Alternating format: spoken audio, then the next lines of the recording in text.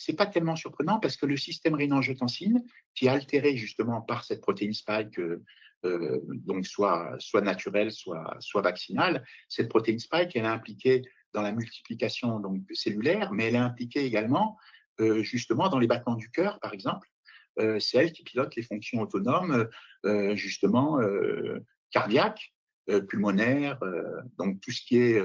Tout ce que la dame disait, hein? Donc, tout ce que la mère s'est fait injecter. Aussi, il faut penser que la femme enceinte,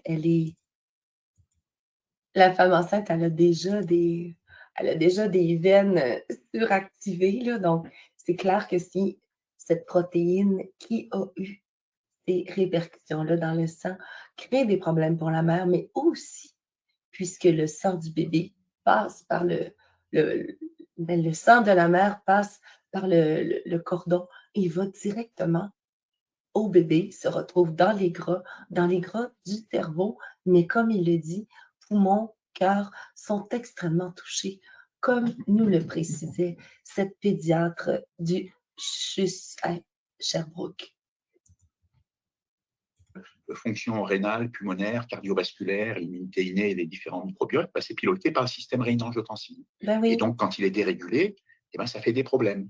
Et c'est pour ça aussi qu'il y a des gens qui font des arrêts cardiaques ou des crises cardiaques, qui n'est pas tout à fait la même chose, hein, justement parce qu'il y a un dérèglement de ce SRA qui envoie les informations électriques au cœur.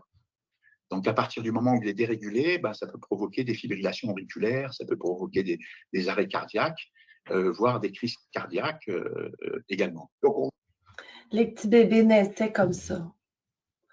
Enfin, on peut prétendre et présumer, il n'y aura pas d'études au Québec